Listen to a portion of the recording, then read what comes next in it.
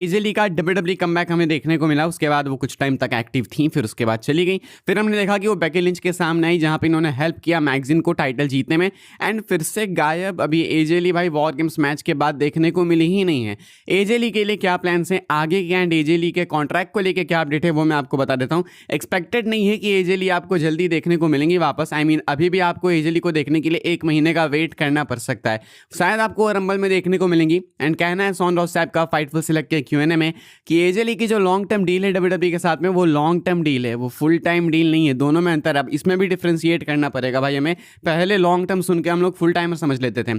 Long term deal का मतलब है कि डील 1 से 5 साल तक चल सकती है, एंड फुल टाइम का मतलब है कि एक्टिव रहेंगी ये इस पीरियड में। लेकिन ये लॉन्ग टर्म डील है, लेकिन फुल टाइम डील नहीं है, यानी 5 साल का कॉन्ट्रैक्ट ये हो सकता है। लेकिन यहाँ पे कहीं भी मेंशन नहीं किया गया कि 5 सालों में इनको बिल्कुल एक्टिव ही रहना है। ये आ सकती हैं, जा सकती हैं, इनको लेवरेज दिया जा रहा है, just like Lesnar, Roman Reigns, कुछ इस टाइप का कॉन्ट्रैक्ट होगा। हालांकि मुझे लगता है कि एजे ली अब यहाँ रंबल में आने के बाद रेसलमेनिया तक तो एक्टिव रहेंगी, बनता उतना तो बनता है भाई। इनफैक्ट सिर्फ एजे ली नहीं बल्कि लेसनर, रोमन रेंज, ये जो भी सुपरस्टार्स अभी एब्सेंट है, जो भी वापस आएंगे, इनको कम से कम रेसलमेनिया तक तो एक्टिव रहना होगा। एजे ली उनमें से ही एक है। तो मुझे लगता है कि डब्ल्यूडब्ल्यूई वाले एजे ली को रंबल में लाएंगे या फिर उससे पहले ला सकते हैं, रेसलमेनिया तक एक्टिव रखेंगे। एलिमिनेशन चेंबर में भी डेफिनेटली एजे ली कंपीट करेंगी आई गेस, बिकॉज वो भी शिकागो से होने वाला है, एंड रेसलमेनिया तो 100%, एंड रंबल में भी। उसके बाद मुझे लगता है मीनिया के बाद अगले पीएलई में भी एजे ली होंगी, देन वो फिर से लीव पे जा सकती हैं, एंड फिर उसके बाद समर स्लैम तक वापस आ सकती हैं। तो अब मेजर इवेंट्स में ही आपको ऐसे सुपरस्टार्स जो फुल टाइम कॉन्ट्रैक्ट में नहीं है